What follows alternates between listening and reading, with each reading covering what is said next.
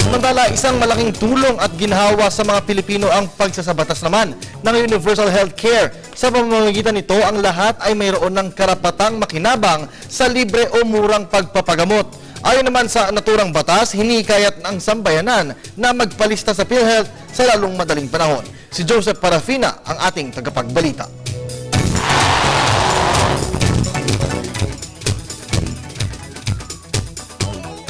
Ang pagsasabatas ng Universal Healthcare may tuturing na tagumpay ng mga mamamayang direkta may kinabang sa programa nito.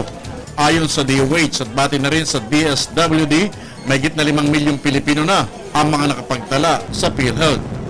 Pwede ho nating pagsabi ngayon at ipaalam sa ating mga kababayan na yun kung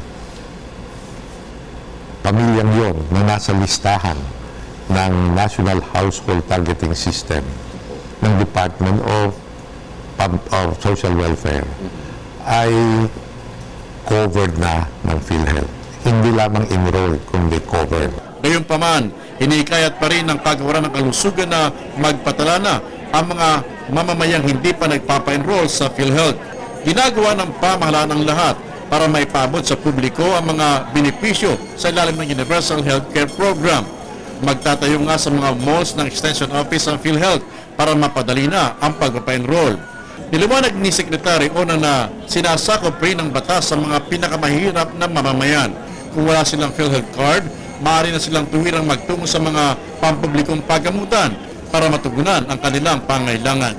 Yung ho mga taong yun, pag nagkasakit ho sila at pumunta po sa gobyernong facility, ibig sabihin ospital, whether it is yung rural health unit o barangay health station o district hospital o yung national government hospital, sila po ay covered na natin kasi meron na tayong sinisimulang programa ngayon na yung enrollment at the point of care ng talaga mga mahihirap nating kababayan. Ang pondo para sa programa ay hugutin naman mula sa kikitain sa sin taxes. Doon sa enrollment, may mga requirements so yun.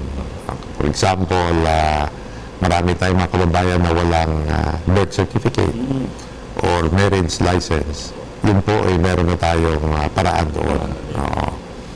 So, pag na-enroll ka, dapat din alam mo na talagang dapat alam mo na yung up-to-date ka sa pagbayad. Para sa Telebisyon ng Bayan, Joseph Parafina.